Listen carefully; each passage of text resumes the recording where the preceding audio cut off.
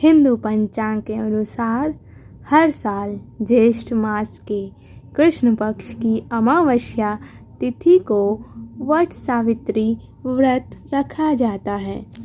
इस दिन सुहागन महिलाएं पति की लंबी आयु, अच्छे स्वास्थ्य और सुखी वैवाहिक जीवन की कामना करते हुए निर्जला व्रत रखती हैं और वट वृक्ष यानी बरगद के पेड़ की विधिवत पूजा करने के बाद अपना व्रत खोलती हैं।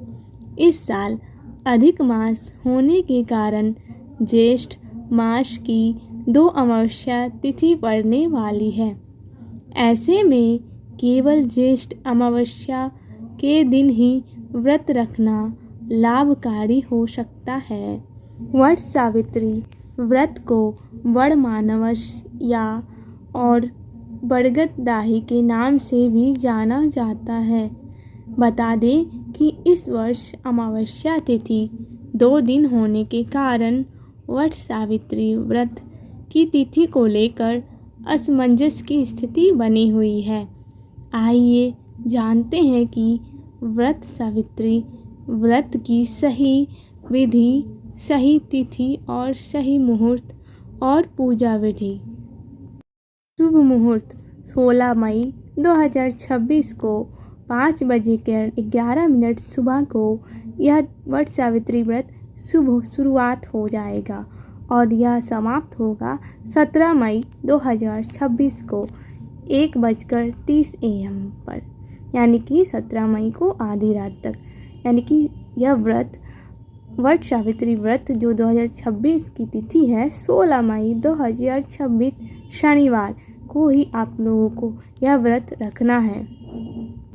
अब हम वट सावित्री व्रत 2026 की पूजा का समय बता देने वाले हैं।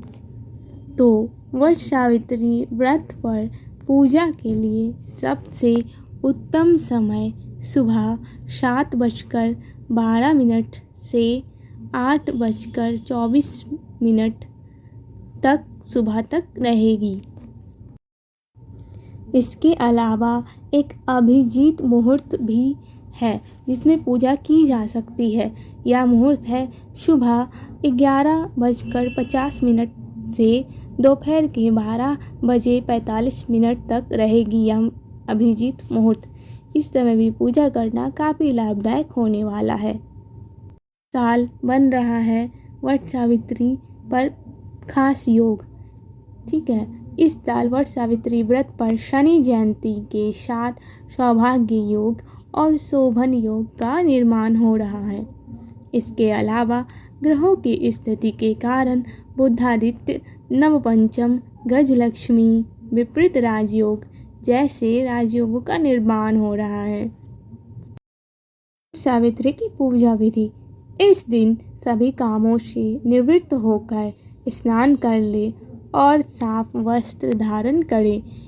इसके बाद आटा की 14 पूड़ी और थोड़े गुड़ और आटा के गुलगुले बना ले। इसके साथ ही भिगोए हुए चावल को पीस लें। इसके बाद पूजा की थाली सजा लें।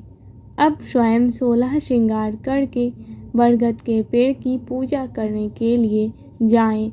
अब वट वृक्ष में जल अर्पित कर और फिर फूल, माला, सिंदूर, अक्षत, मिठाई, खरबूजा, सेब और अन्य मिठाई आप चढ़ा सकते हैं और 14 पूड़ियाँ लेकर हर एक पूड़ी में 2 भिगोए हुए चने और आटा गुड़ के बने गुलगुले रख दें और इसे बरगद की जड़ में रख दें।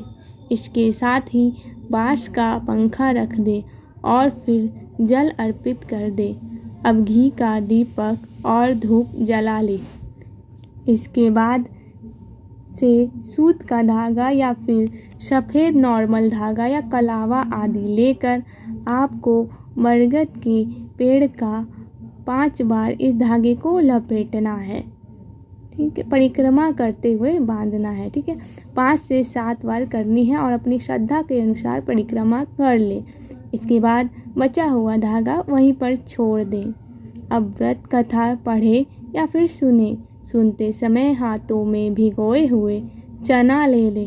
कथा श्रद्धापूर्वक सुनने के बाद वट में शनि अर्पित कर लें।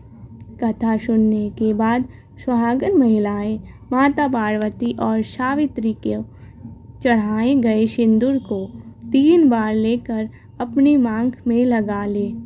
फिर विधिवत आरती करके भूल चूक के लिए माफ़ी मांग ले। फिर चने के दाने और बरगद के पेड़ की एक कोपल लेकर अपना व्रत खोल ले। पूजा करते समय आप इस मंत्र का जाप कर सकती हैं।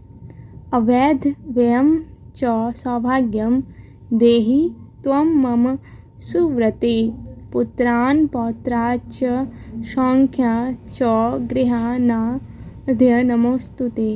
यथा शाखा प्रशाखार्विद्रोऽस्ति त्वं महितले तथा पुत्रस्य पौत्रस्य संपन्न कुरु मां सदा।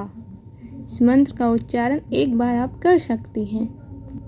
मैं विशेष टिप्स बताने वाली हूँ जिसके कारण आपका यह व्रत पूर्ण होगा और आपको पूर्ण फल मिलेगा। जैसे कि आपको किस कलर की साड़ी पहननी है। दिन आपको लाल, ऑरेंज और पीले रंग की कोई अच्छी साड़ी पहननी है और काले या गहरे नीले रंग के कपड़ों से आपको बचना है।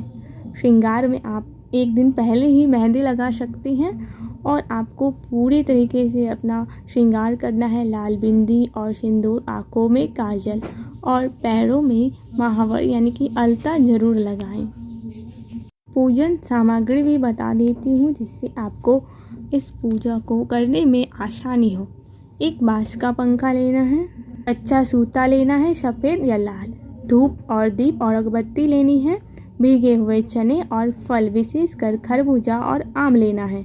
बरगद के फल यदि उपलब्ध हो तो ले सकते हैं। सिंदूर, रोली और अक्षत लेना है। पकवान पुआ पूरी लेना है।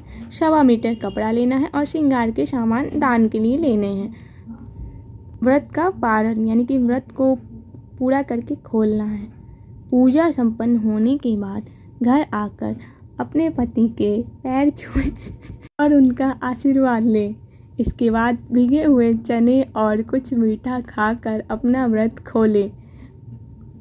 पंडित या किसी सुहागन महिला को श्रृंगार की सामग्री और दक्षिणा दान करना अत्यंत फलदायी होता है। सावित्री और सत्यवान की तरह आपका दाम्पत्य जीवन भी सदैव खुशहाल और दीर्घायु रहे, यही हमारी शुभकामनाएं हैं।